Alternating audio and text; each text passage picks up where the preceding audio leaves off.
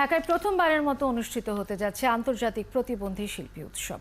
Dhaka theatre ও British কাউন্সিলের উদ্যোগে এবং সুন্দরম ও আইআইডি এর সহযোগিতায় আগামী ২৬ ও ২৭ এপ্রিল শিল্পকলা একাডেমিতে উৎসব হবে।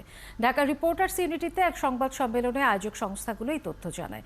সংবাদ সম্মেলনে লিখিত বক্তব্য পাঠ করেন চলচ্চিত্র নির্মাতা ও উৎসব পরিচালক নাসিরুদ্দিন ইউসুফ বাচ্চু। সকলের সাথে সকলে মিলে মানবিক বিশ্ব গড়ব, এই স্লোগান নিয়ে দুদিনের এই উৎসবে ৮ বিভাগে ৯টি নাটক ও কলকাতার একটি নাটক দেখানো হবে। এছাড়া অদম্য প্রদর্শনী, চলচ্চিত্র প্রদর্শনী, প্রতিবন্ধীদের নির্মিত নানা শিল্পকর্ম থাকবে।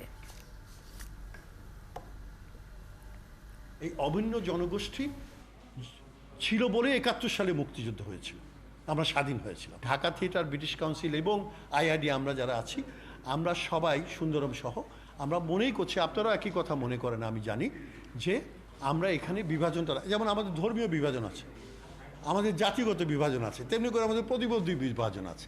এগুলি থাকবে কেন? এগুলি সব এক হওয়া উচিত।